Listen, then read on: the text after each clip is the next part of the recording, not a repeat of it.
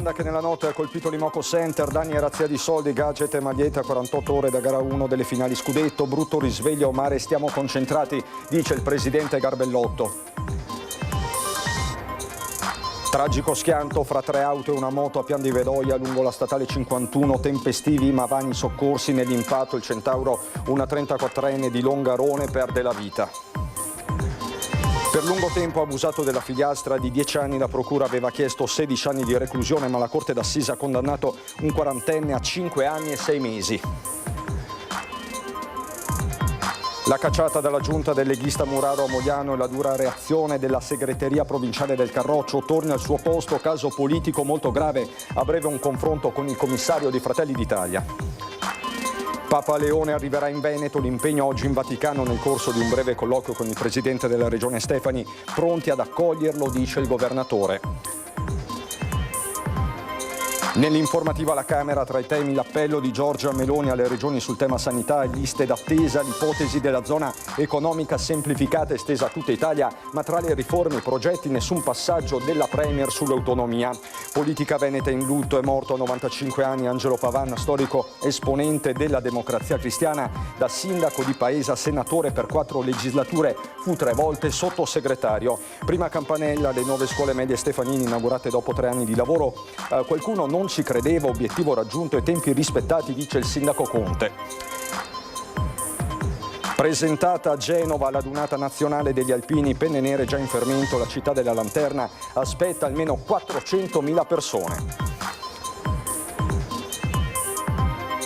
Tribuna temporanea in allestimento a Monigo per il big match di domenica in Coppa. Ospite a prima edizione il presidente del Benetton Rugby Pavanello ha parlato di una stagione esaltante e di come la società si sta attrezzando per la prossima.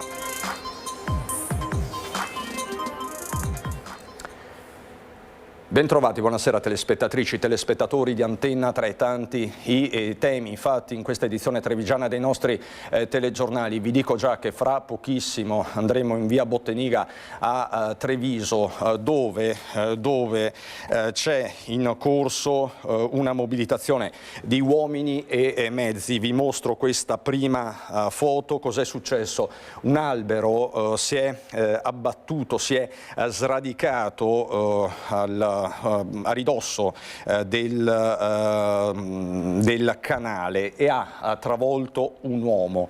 Le operazioni sono in corso, quest'uomo sarebbe stato appunto travolto dall'albero che si è sradicato, mobilitazione di uomini e mezzi, ambulanza del SUEM 118, vigili del fuoco, forze dell'ordine. Fra poco saremo in grado di collegarci con Daniela Sizzia e Nicoletta Rizzetto che stanno raggiungendo via Bottenigo. Siamo per intenderci in località Il Chiosco. Insomma, staremo a vedere, sembra un fatto particolarmente grave. Tutto questo mentre caccia alla banda che nella notte ha colpito a Villorba. Nel mirino è finito l'Imoco Center, spariti soldi, gadget, magliette, indenni, fortunatamente i trofei della squadra che si sta preparando alla sfida scudetto. Risveglio amaro, ma restiamo concentrati sulla partita. Le parole del presidente di Imoco Garbellotto. Questa mattina ci siamo risvegliati con una brutta sorpresa, perché questa notte siamo stati svaligiati. È venuta probabilmente una banda di ladri che hanno scassinato le porte, che sono entrati nel nostro negozio, il center, nei nostri uffici. Non è stato un grandissimo risveglio. C'è soprattutto amarezza nelle parole di Piero Garbellotto, presidente di quelle Pantere in procinto di giocarsi l'ennesimo scudetto. Nel mirino dei ladri stavolta è finito l'Imoco Center di Villorba, a ridosso del Palaverde, chiamato a ospitare proprio sabato le finali di Serie A1 contro le avversarie del Milano. Il blitz in piena notte alle 3. Hanno rubato parecchio vestiario, hanno rubato anche dei fondi che stiamo ancora quantificando, diremo quelli che sono i danni complessivi, perché hanno lasciato anche una bella confusione, no? I ladri se ne sarebbero così andati con indumenti, gadget e pare 700 euro in contanti. Non sono stati toccati i cimeli e i trofei della squadra, forse perché difficili da piazzare. Credo che sicuramente un'attività che magari è un po' sotto i riflettori anche in funzione della finale scudetto che ormai è dietro l'angolo, è un'attività che per fortuna sta funzionando, possa essere attenzionata anche da qualche malintenzionato.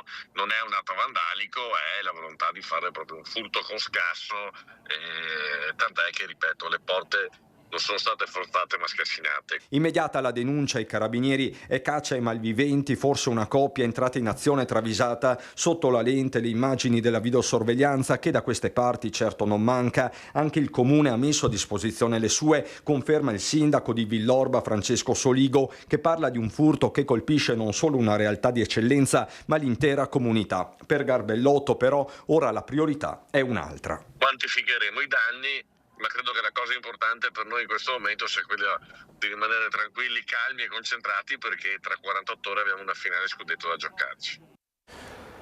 Allora vi mostro questa foto davvero impressionante che arriva da via Botteniga. Vi ho appunto detto in apertura di questo telegiornale, un albero che si è sradicato e che ha travolto un uomo. Pare che l'uomo stesse pescando. Come vedete sul posto ci sono vigili del fuoco, operatori del SUEM 118, la strada è stata chiusa e sul posto per noi stanno arrivando Nicoletta Rizzetto e Daniela Sizia per darci tutti gli aggiornamenti del caso. Ma ritorniamo alla notte di paura, di follia, di furti che si è registrata a Villorba, perché poco prima di colpire all'Imoco Center probabilmente la stessa banda di ladri è entrata in azione, ha fatto irruzione anche al Garden Center Salvadori, è stato preso a martellate, pensate, persino il sistema di allarme.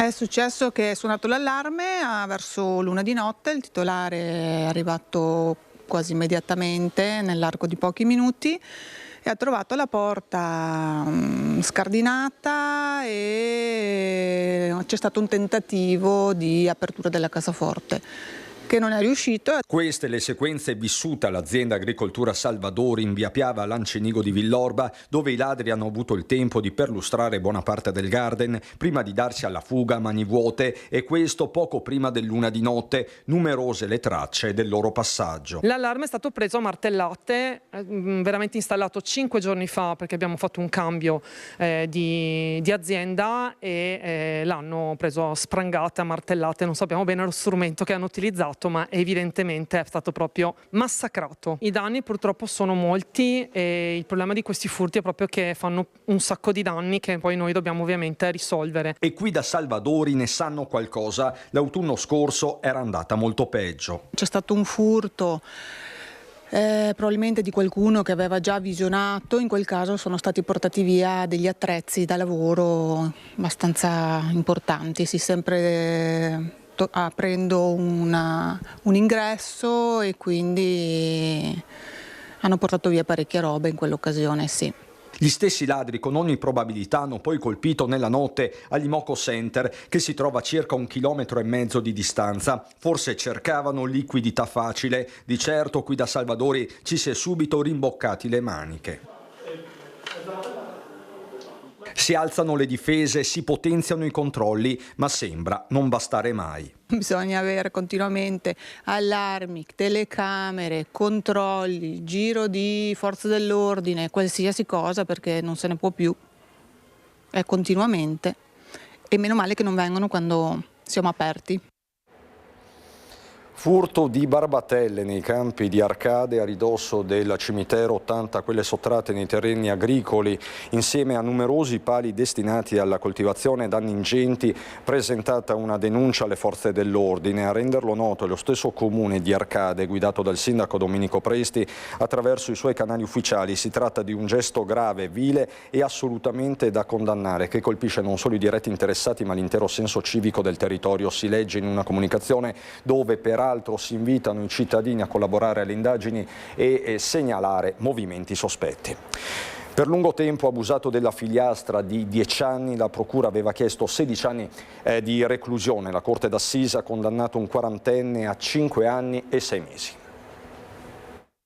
Una vicenda terribile di abusi nei confronti di una piccola vittima, una bambina di 10 anni, a molestarla un quarantenne compagno della mamma. I fatti sono venuti alla luce nel 2023 nell'Interland di Vittorio Veneto. È stata proprio la piccola a chiedere aiuto alla madre raccontando che l'uomo entrava di notte nella sua stanza e la toccava nelle parti intime. Disperata la donna prima si è rivolta al parroco del paese, poi è andata dai carabinieri per sporgere denuncia. Le indagini hanno portato alla luce una terribile realtà. L'uomo entrava nella cameretta della bimba almeno 2-3 volte alla settimana, alcune notti anche più volte nella stessa serata.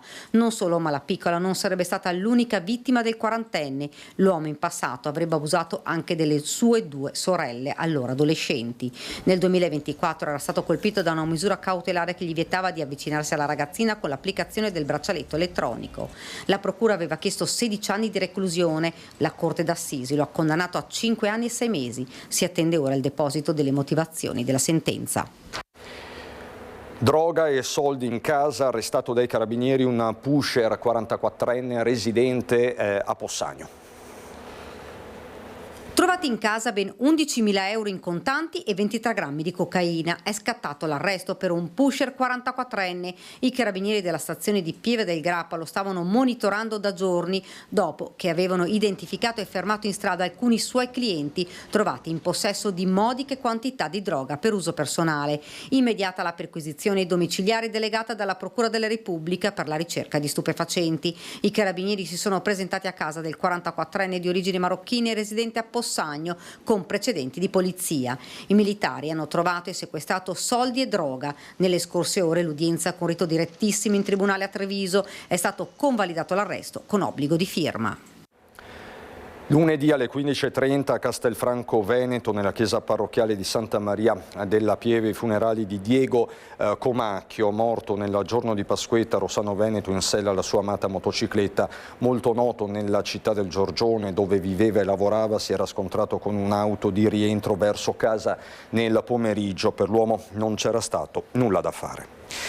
Io vi rimostro questa immagine perché fra poco saremo in grado di collegarci con Daniela Sizzia e Nicoletta Rizzetto. Quello che vedete è l'albero che è crollato in via Botteniga, all'altezza, lo vedete, del canale.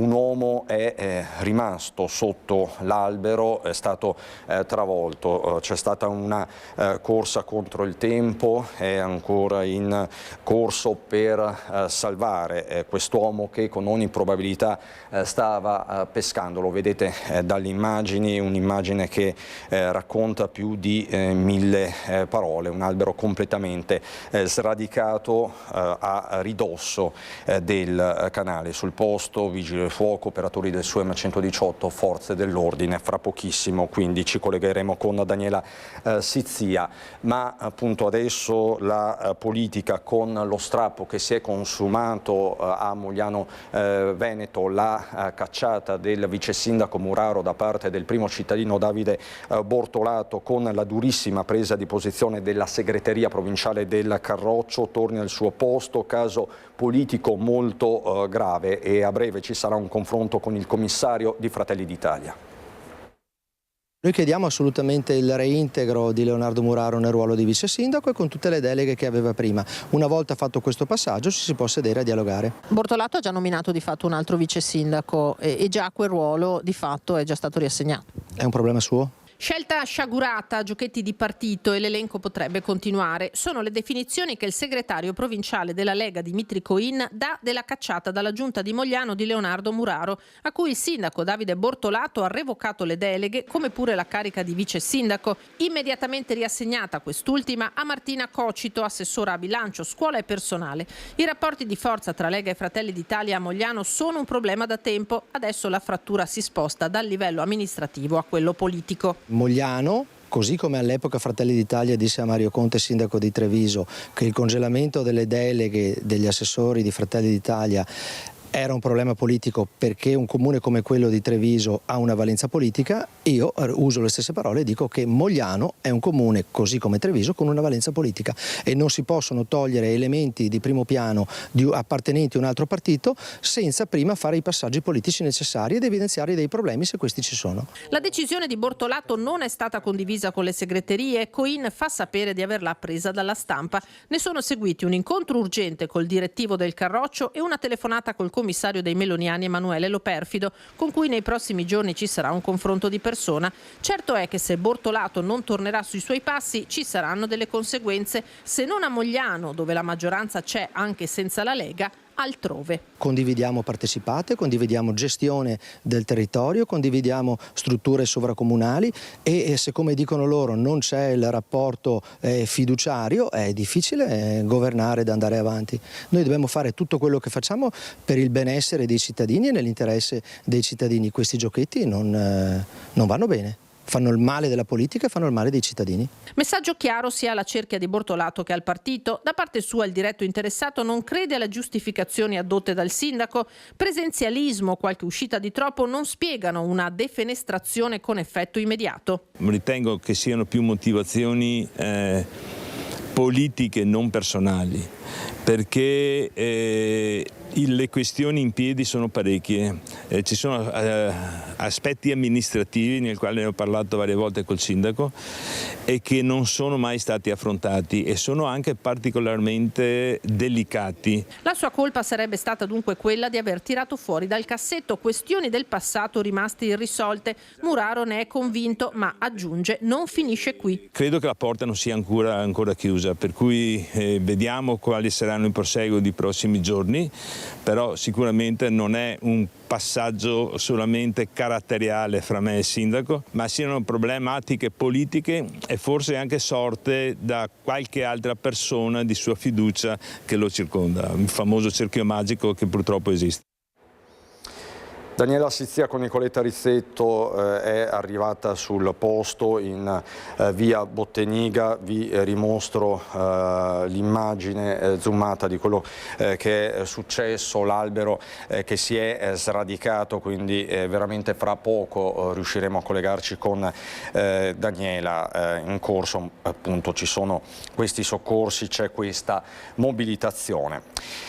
Papa Leone arriverà in Veneto, l'impegno oggi in Vaticano nel corso di un breve colloquio con il presidente della regione Alberto Stefani. Intanto la premier Meloni ha parlato alla Camera lanciando un appello alle regioni sulla sanità e annunciando una ZES unica per tutto il paese, nessun riferimento però all'autonomia.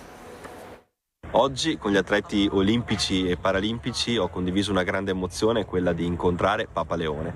In un breve colloquio gli ho chiesto di poter venire in Veneto, la risposta è stata positiva. Non ci sono ancora i dettagli, ma l'impegno del pontefice è stato chiaro nel giorno in cui nelle sale clementine del Vaticano sono stati accolti gli atleti di Olimpiadi e Paralimpiadi con i rappresentanti dei territori coinvolti, Veneto su tutti, e certamente l'arrivo di un Papa è a sua volta un evento ancora vivide nella memoria collettiva, le visite di Francesco a Venezia e Verona nella primavera del 2024. Allora in questa terra accogliente, amica dello sport e solidale, non ci resta che accogliere Papa Leone, saremmo tutti orgogliosi di aspettarlo qui. Papa Leone che in questi giorni sta mobilitando la Chiesa per la pace, non più semplici esortazioni ma veri e propri appelli, compresa la condanna dei toni usati dal presidente Trump nel conflitto in Iran, guerra globale con ripercussioni locali, lo stesso governo si sta preparando a un'onda lunga della crisi. In quel caso riteniamo che non dovrebbe essere un tabù ragionare di una possibile sospensione temporanea del patto di stabilità e crescita,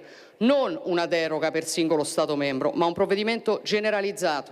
A proposito di strumenti, Giorgia Meloni nel corso dell'informativa alla Camera ne rilancia uno in particolare, spesso richiesto anche dalle imprese a nord-est. Stiamo infatti studiando le modalità tecniche per riprendere alcuni dei meccanismi, in particolare quelli di semplificazione della ZES unica, che si sono rivelati più efficaci, e applicarli a tutto il territorio nazionale. Insomma, estendere a tutti una misura usata soprattutto per il sud del paese, dove assicura Meloni si continuerà a investire per colmare un divario storico. Di contro, nessun riferimento esplicito alla riforma dell'autonomia, tanto meno a quella del premierato, e questo nel corso di un'informativa incentrata sui principali punti da portare a termine da qui a fine legislatura, con la Presidente del Consiglio che ha parlato invece di fisco e inevitabilmente di giustizia dopo la debacle referendaria. Non è mancato allo stesso tempo un messaggio diretto ai governatori, soprattutto sul fronte della sanità e delle prestazioni minime da garantire ai cittadini, tema anche recentemente di scontro istituzionale. Lo Stato e le regioni non lavorano insieme, fianco a fianco. Il meccanismo si inceppa e a pagarne le conseguenze sono in ultima istanza i cittadini. Ecco perché voglio anche rivolgere alle regioni una disponibilità e un appello. Facciamo squadra, perché l'esito di questa sfida dipenderà dalla capacità che avremo soprattutto di lavorare insieme. Dovremmo essere in grado di collegarci con Daniela Sizier e Nicoletta Rizzetto in via Botteniga. Daniela, non so se mi senti, sì, mi stai sentendo, che cosa sta accadendo? Buonasera Daniela. Sì. Buonasera Cristian, buonasera anche ai telespettatori. Noi siamo in una laterale di via Botteniga, il Botteniga lo vedete, purtroppo vedete i vigili del fuoco, ci sono 3 pattuglie della polizia, una persona è deceduta, si tratta di due ragazzi che stavano pescando, lo facevano praticamente ogni giorno. Qua all'albero ci dicono i residenti che era stato già segnalato come un albero marcio che poteva cadere, è caduto, purtroppo è caduto sopra questi 2 ragazzi e uno è rimasto sotto, ci dicono che aveva gridato, però non c'è stato nulla da fare, mentre il secondo lo vedete, stanno partendo con l'ambulanza, ecco, è all'interno dell'ambulanza, lo stanno soccorrendo in questo momento, lo stanno portando in ospedale, ovviamente in stato di forte shock. I residenti qua sono davvero allucinati. Sta arrivando in questo momento il sindaco di Treviso. Sindaco, mi scusi, ecco, prima l'avete visto, sta arrivato in questo momento e poi magari proveremo a avvicinarci e chiediamo, scusate, lei abita qua? Ci dicevano un albero che era marcio. Sì, a quanto pare sì, era già stato segnalato da tempo, chiedo scusa, era già stato segnalato da tempo l'albero, perché appunto non sicuro. Ma da anni è stato segnalato quest'albero qui, come chiaramente gli argini, tutto quello che vede per terra è già stato segnalato. E qui ci dicevano, fra l'altro, vengono a pescare spesso? Sì, si può pescare qua, sì, può pescare. Ecco, lei quando è arrivata che cosa ha saputo? Cosa gli hanno detto? Sopra, ho sentito le sirene, sono scesa giù e ho visto, mi hanno detto che c'era un ragazzo incastrato sotto e che purtroppo adesso è deceduto. Dicevano che aveva urlato, che chiedeva aiuto? No, questo non lo so perché sono arrivata dopo, sono arrivata quando ho sentito numerose sirene, abitando sopra chiaramente mi sono affacciata e ho visto e sono scesa chiaramente per capire cosa stava succedendo e quindi ho saputo, ho parlato con l'amico del ragazzo a terra. Cosa le ha detto? Che stavano appunto pescando. Qua si può pescare, è zona di pesca, quindi si può pescare e l'albero è caduto addosso a lui no, all'amico, ecco, che era incastrato sotto.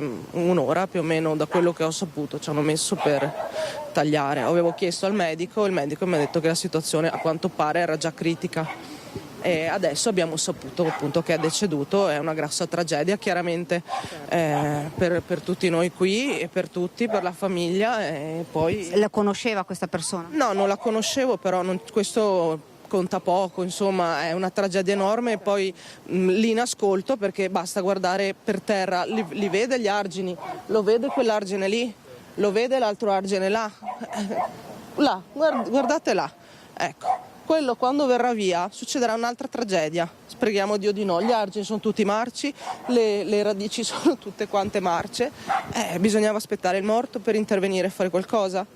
Grazie.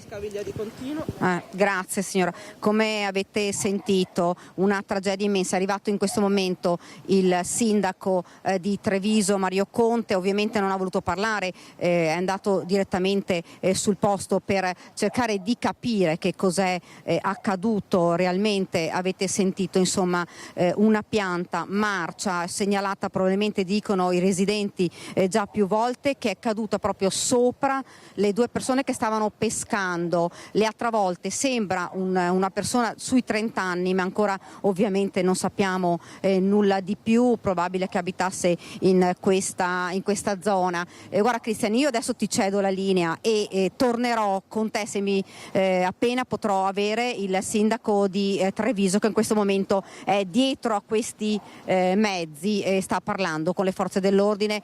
Cristian, a te la linea.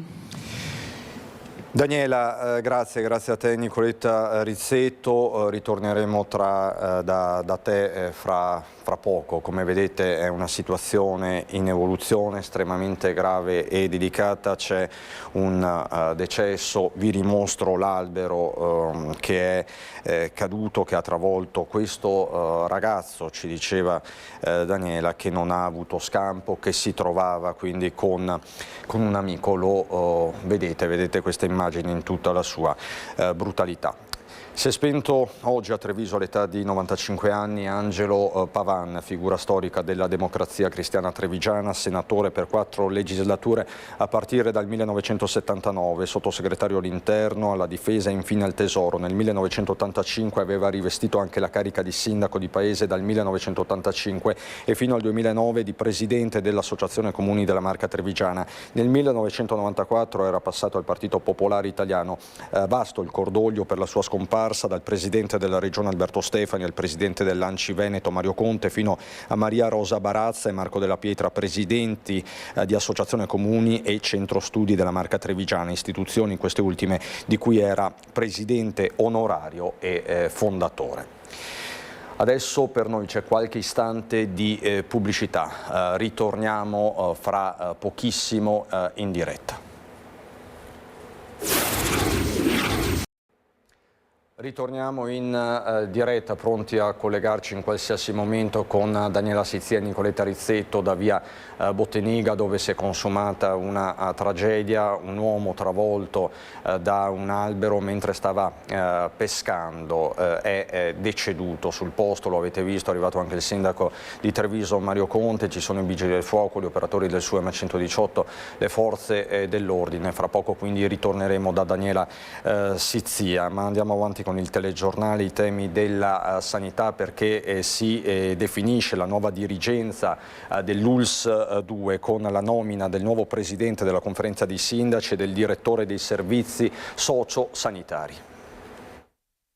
Alcune discipline hanno volumi più importanti e coprono il fabbisogno, altre invece non riescono a coprire il fabbisogno, ma la necessità di erogare servizi primari ci rende opportuno attingere a forme contrattuali che vorremmo non utilizzare e che in futuro andremo a ridurre. Ridurre sempre più il ricorso a cooperative esterne o ad altre forme contrattuali come quelle di libera professione per puntare esclusivamente su personale interno all'azienda sanitaria.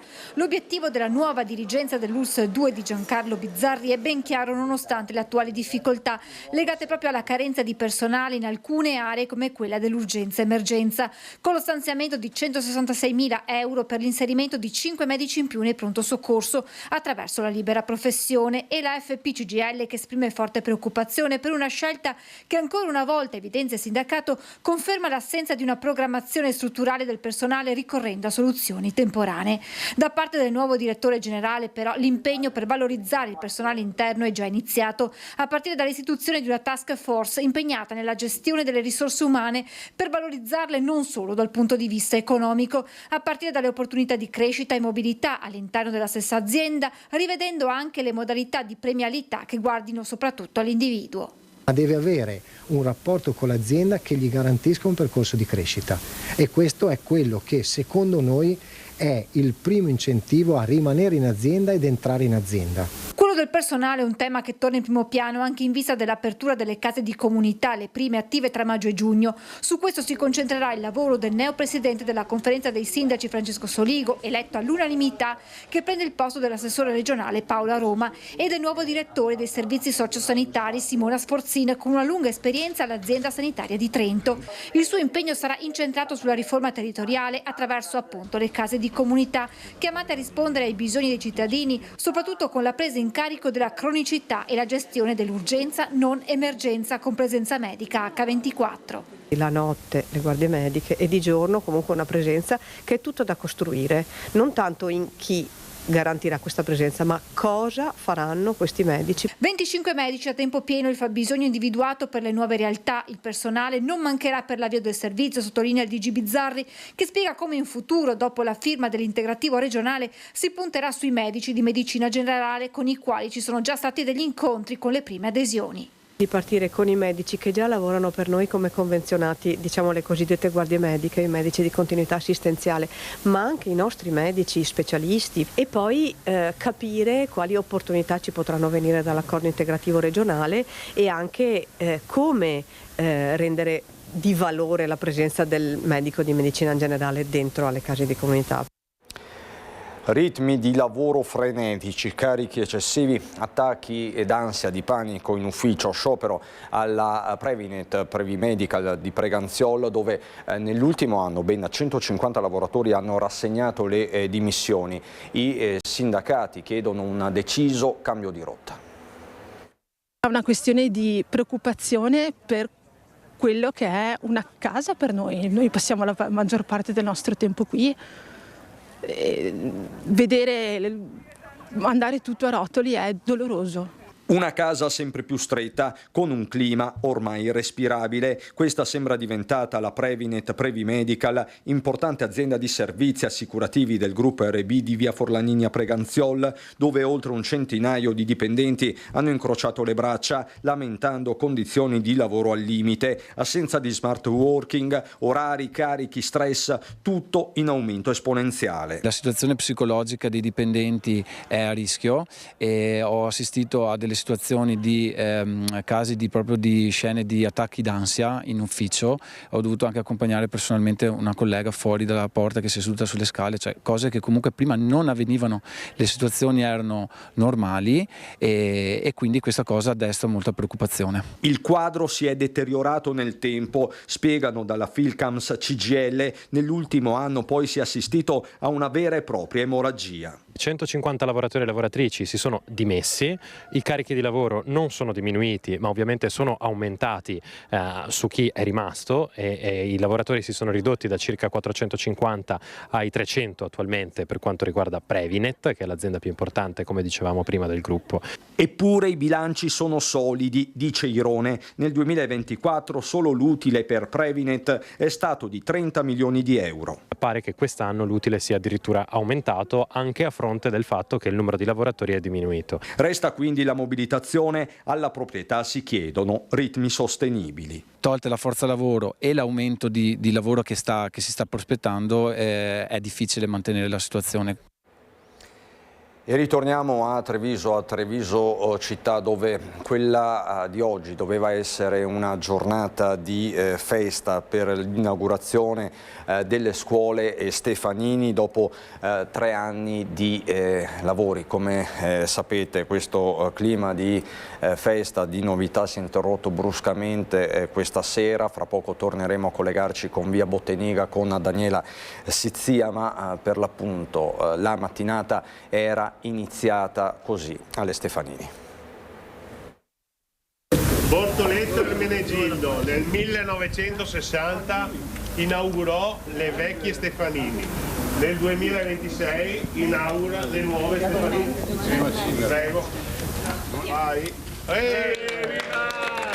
Passato e presente che si incrociano per il nuovo corso delle scuole Stefanini. Al taglio del nastro, insieme alle autorità, anche Ermenegildo Bortoletti, 96 anni, lui che nel 1960 da custode prese parte all'inaugurazione della storica scuola della città. Dopo 3 anni di lavoro e un trasloco a tempi record, prima campanella negli spazi completamente rinnovati. Una scommessa vinta in un cantiere non certo facile, ad iniziare dal progetto di ricostruzione subentrato a quello iniziale di ristrutturazione a causa delle condizioni precarie della struttura portante. Il più grande intervento di edilizia scolastica della storia della nostra città, è stata una sfida nella sfida anche nei confronti di coloro che non ci credevano. Parlo di quella parte politica che sperava forse che tutto andasse storto per poi dire alle famiglie: hai visto, il sindaco non ha mantenuto la promessa. In questo caso è andata male, la promessa è stata mantenuta, i tempi sono stati rispettati.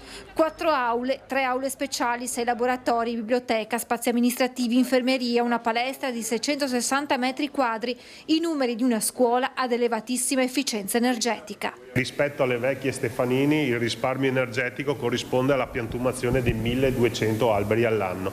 I 500 studenti sono rientrati nelle aule nonostante il cantiere non sia ancora ultimato. Abbiamo compartimentato il cantiere, quindi c'è la massima sicurezza per gli studenti. Mancano dei lavori di finitura, della finitura della palestra che viene fatta, quindi è un corpo che è isolato dalla didattica scolastica, che sarà finito una quindicina di giorni. Come entro il mese finiranno anche le sistemazioni dell'area esterna. Tra qualche settimana dunque gli studenti potranno tornare a riappropriarsi anche degli spazi esterni. La ricreazione per il momento la facciamo negli atri interni perché non usciamo all'esterno finché la porzione esterna non ci viene riconsegnata. Il sindaco Conte ha voluto salutare gli studenti in aula ricordando il rispetto e la cura degli spazi, quella stessa raccomandazione fatta prima dell'inizio delle lezioni dalla dirigente scolastica. Che l'educazione civica sia un'educazione praticata, non solamente frutto di competenze teoriche, di conoscenze importanti, ma anche di un rispetto di un ambiente nuovo.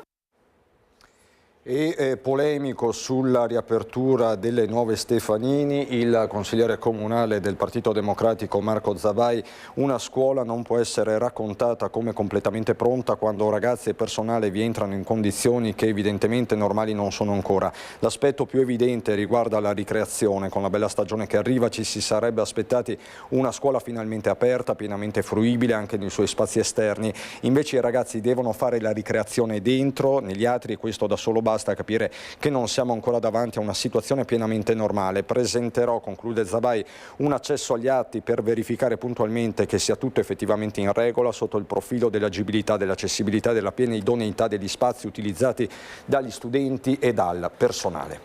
174esimo anniversario della fondazione della Polizia di Stato, domani cerimonia nella piazza delle istituzioni alla presenza di molte scolaresche. Sarà attivo il villaggio della legalità. Sentiamo il questore di Treviso, Alessandra Simone. Un anniversario importante, 174 anni di storia e di lavoro accanto ai cittadini. Esatto, suggellato proprio dal nostro claim, dal motto che è quello di esserci sempre, che testimonia proprio la volontà di essere sempre a fianco e al servizio dei cittadini. Domani ci saranno tante scolaresche perché il messaggio è rivolto alle generazioni future. Esatto, i giovani sono sempre al centro della nostra attenzione e li abbiamo voluti partecipare a questa celebrazione numerosi. E a partire dalle 9:30 sarà allestito nella nostra piazza delle istituzioni, perché quest'anno la festa la svolgeremo proprio a casa nostra, in piazza delle istituzioni, dove sarà allestito il villaggio della legalità, dove saranno presenti tutte le specialità della Polizia di Stato per una dimostrazione ai ragazzi di tutto quello che noi facciamo per garantire la sicurezza dei cittadini. Ci sarà anche il CAM per Questo non è amore, che si occupa proprio del fenomeno della violenza di genere e soprattutto di intercettare delle situazioni problematiche. Quali sono le sfide della polizia? Beh, le sfide della polizia sono sicuramente arrivare prima, la prevenzione. Polizia di Stato che è presente anche in via Botteniga, dove ritorniamo per la tragedia che si è consumata poco prima delle 19. Daniela Sizia, ti vedo con il sindaco di Treviso Mario Conte, a te la linea. Sì, grazie Cristian, grazie, buonasera ancora. una tragedia, sindaco, immensa questa. Sì, purtroppo un ragazzo ha perso la vita con questo incidente, con la causa della caduta di questo albero. Adesso bisogna ricostruire un po' le dinamiche e capire le motivazioni. È evidente che le condizioni dell'albero non sono certamente ottimali, quindi bisogna un attimo capire il perché delle cose e come mai anche si trovavano al di là della ringhiera che delimita la strada. È una zona dove si può pescare, dove si può andare a pescare? Ma sono tutte dinamiche che vanno verificate e quindi adesso purtroppo in questo momento l'unico pensiero va al ragazzo che ha perso la vita, poi ovviamente ci saranno tutti i rilievi del caso, dobbiamo aspettare per capire eventuali responsabilità anche. Sindaco, c'è un po' la protesta dei cittadini che dicono abbiamo fatto segnalazioni, abbiamo detto che quest'argine è un argine che va sistemato, degli alberi sono marci, si torna a parlare proprio di questo perché più volte anche come comune avete detto gli alberi marci vanno tagliati e questo purtroppo vi dà ragione. Sì, poi non credo che sia questo il momento delle polemiche, francamente. Tante segnalazioni le abbiamo fatte anche noi, perché quello che ci viene segnalato dai cittadini o rispondiamo in prima persona laddove la responsabilità è nostra o inoltriamo le segnalazioni agli enti preposti. Però ripeto, non è questo il momento di fare polemiche o di cercare responsabili. Questo è il momento forse anche di portare rispetto nei confronti di questo ragazzo che ha perso la vita e poi ovviamente ci saranno tutti i rilievi e le indagini del caso. Grazie davvero Sindaco, grazie. Avete sentito le parole del primo cittadino di Treviso, Mario Conte, che è entrato, ha parlato con la polizia, con le forze dell'ordine e avete sentito non è il momento delle polemiche, è il momento del dolore, al di là di questa transenne, al di là di questi mezzi dei vigili del fuoco c'è il corpo di questo ragazzo che stava pescando, lo ricordiamo, e un albero marcio lo ha travolto, lui è rimasto sotto, qualcuno dice ha gridato, poi purtroppo non c'è stato nulla da fare, sono arrivati qua anche l'ambulanza, ci sono 2 camion dei vigili del fuoco e il ragazzo il ragazzo che si trovava con la vittima è stato portato via adesso dalla polizia per essere ascoltato e sentito. Cristian, qui da via Boteniga è tutto, io ti restituisco la linea. Grazie molte Daniela, a te e Nicoletta Rizzetto per questo racconto in presa diretta, ma un telegiornale, lo sapete, ci impone di alternare le notizie e i toni. Parliamo adesso della donata degli alpini che si terrà a Genova. Facciamo il punto perché sono attese davvero tante persone, tantissime ovviamente dal Veneto. Nel cuore e negli occhi di tutti ci sono ancora i momenti indimenticabili della Dunata Nazionale di Vicenza, una delle più belle di sempre, e quelli dello straordinario evento di Biella di un anno fa. Ora però è il momento di guardare avanti alla Dunata Nazionale di Genova in programma dall'8 al 10 maggio.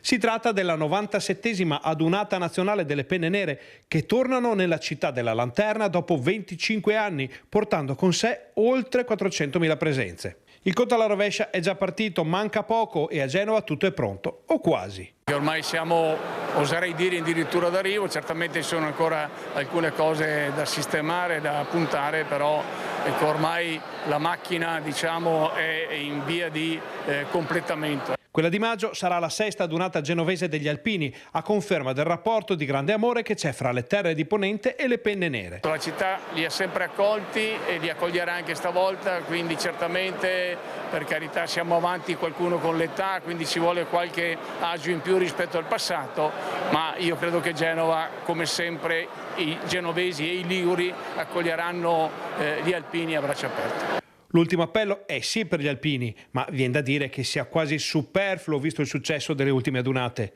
Però 2 parole il presidente delle Penne Nere le spende anche per i genovesi e i liguri. Quello che voglio raccomandare ai nostri alpini è che si comportino come sempre da alpini, quindi da persone serie che sanno fare festa, farla molto bene, trasmettere quel senso di allegria e di partecipazione e anche di coinvolgere magari i genovesi che qualche volta come tradizione sono un po' restii, ma io sono convinto che i nostri alpini sapranno creare anche qui a Genova quell'area giusta, corretta, di sana allegria da un lato, ma anche di trasmissione di valori, di solidarietà, di condivisione, di amicizia dall'altro.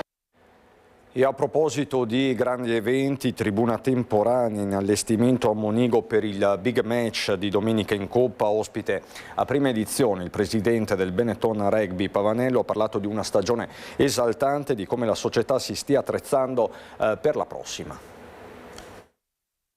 Visto che domenica abbiamo vinto sul campo la possibilità di giocare contro Exeter il quarto di finale, abbiamo, grazie anche alla collaborazione del Comune, siamo riusciti a mettere in piedi e stiamo mettendo in piedi questa tribuna provvisoria di 1300 posti. 3 big match, i quarti di finale di Coppa contro gli inglesi dell'Exeter e le 2 gare di campionato contro gli irlandesi del Munster e del Leinster. Monigo si attrezza a palcoscenico internazionale e aumenta la sua capienza per rispondere all'entusiasmo crescente dei tifosi, esploso con la vittoria di sabato contro il Cardiff. Benetton Rugby e Comune di Treviso già al lavoro per installare una struttura aggiuntiva modulare e rimovibile. Poi andremo a fare un po' le prove generali in vista di quella che sarà la tribuna permanente che andremo a costruire invece a fine campionato.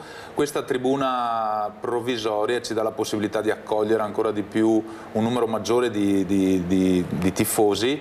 Perché anche sabato scorso abbiamo giocato l'ottavo di finale contro Cardiff e ci è un po' dispiaciuto che alcuni tifosi siano rimasti purtroppo ai cancelli e non sono potuti entrare. Grande soddisfazione il rugby non soltanto come un'attrattiva sportiva ma come un mezzo anche turistico, perché siamo abituati a vedere scozzesi, inglesi, francesi che animano le vie della nostra città proprio in corrispondenza delle partite di rugby. Vedere il Benetton giocare con queste squadre così forti, tra le squadre più forti del mondo, è un'opportunità per tutti gli appassionati di sport. La vittoria di sabato contro il 15 gallese ha confermato che il Benetton è squadra di carattere, capace di resistere fisicamente e mentalmente anche nelle fasi più dure dei match più impegnativi, come quello di domenica a Monigo contro la squadra quarta in classifica nel campionato inglese. Squadra solida che fa della fisicità del punto di incontro e di un gioco molto intenso le proprie peculiarità, per cui bisogna stare molto attenti. È vero, abbiamo il fattore campo, ma è vero anche che loro sono una squadra estremamente dura da affrontare.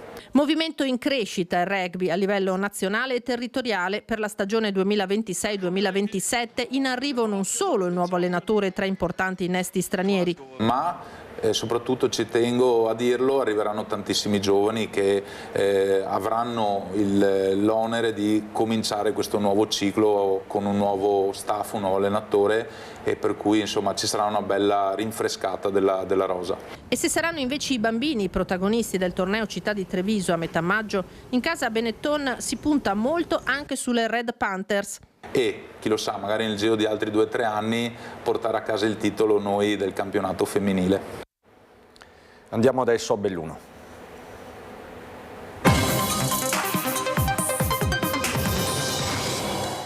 È stata una giornata tragica anche nel Bellunese, dove una persona è morta nello schianto fra un'auto e una moto. Tragedia sulla 51 di Alemagna poco prima delle 14 di oggi, all'altezza dello svincolo autostradale della 27 a Pian di Vedoia. Ci racconta tutto Tiziana Bolognani.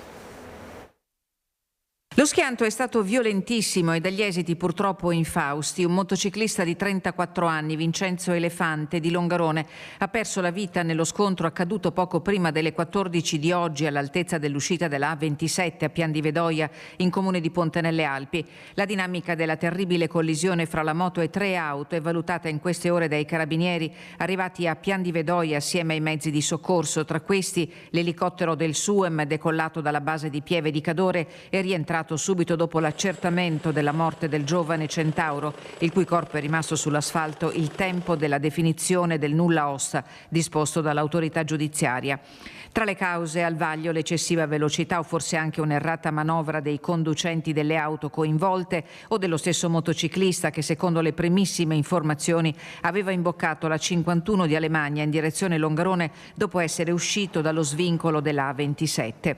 La squadra dei Vigili del Fuoco del Comando Provinciale ha operato per la gestione dello scenario emergenziale già ipotizzato in una recente esercitazione per un medesimo evento sull'Alemagna. I disagi per gli automobilisti sono stati inevitabili, dapprima per le lunghe code, poi per la decisione di ANAS che dalle 14 ha disposto la chiusura della statale in entrambe le direzioni per consentire la gestione dell'intervento con le uniche deviazioni possibili verso Belluno in direzione nord e Soverzene nel senso contrario.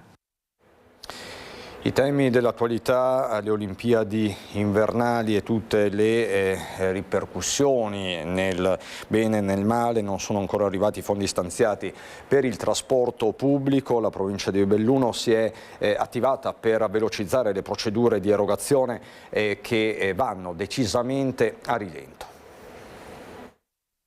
La garanzia per Dolomiti Bus di avere riconosciuto il servizio chiaramente c'è e quindi è un problema di liquidità.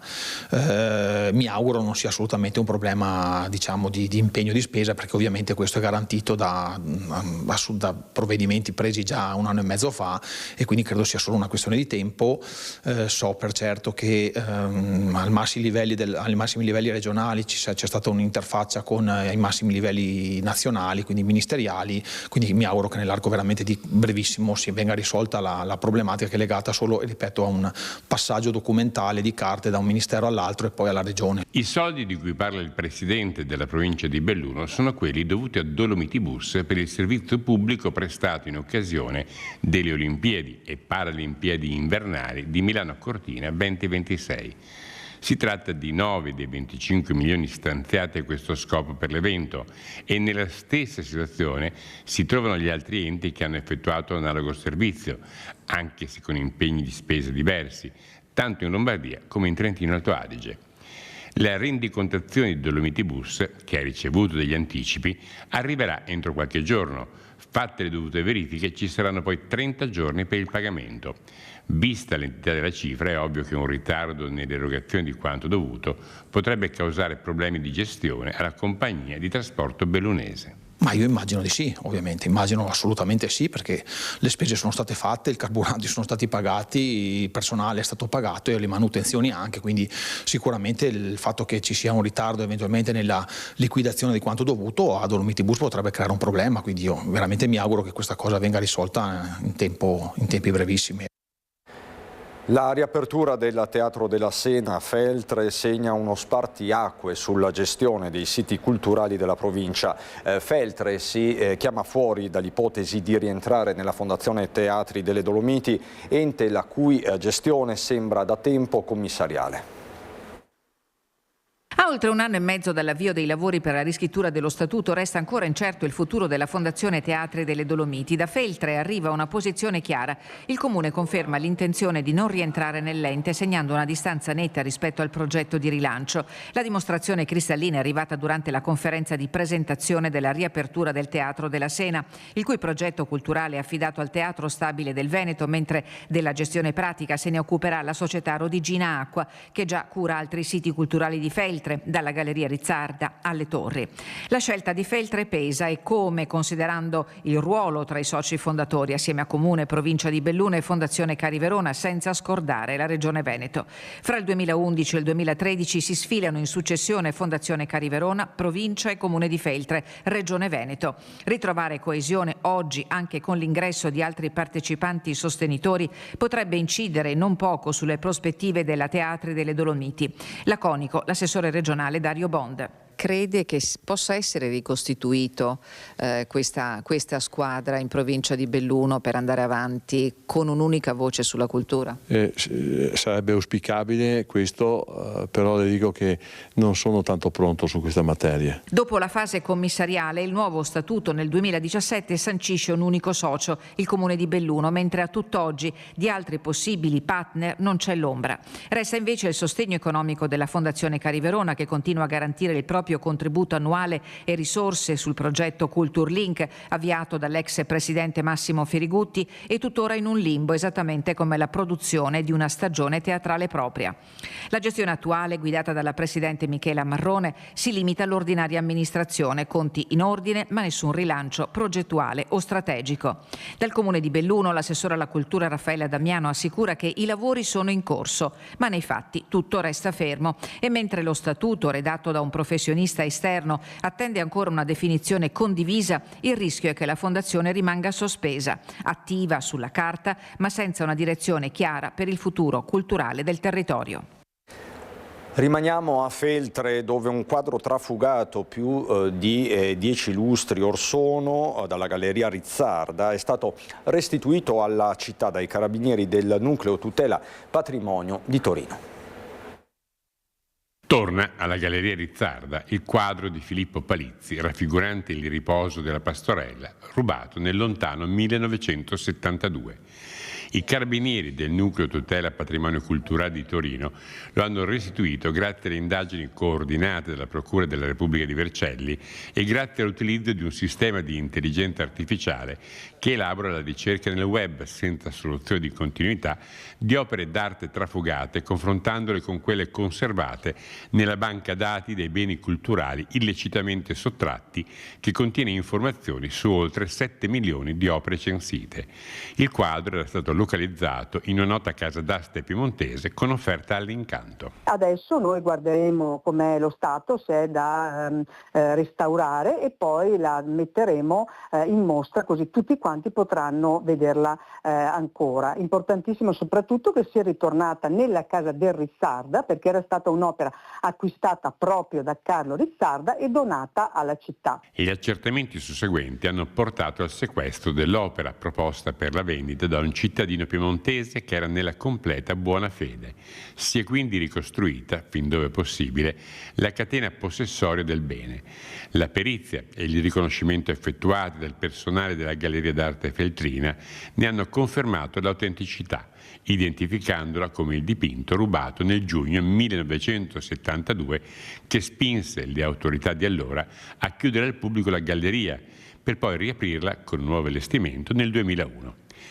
Il riposo della Pastorella sarà una vera e propria novità, poiché, sparito più di 50 anni fa, era stato visto da ben poche persone, oggi ancora viventi. Perché nel 72 l'hanno trafugata, quindi è un'opera nuova, diciamo così tra virgolette, che arricchisce la Galleria Rizzarda, ritornata a casa.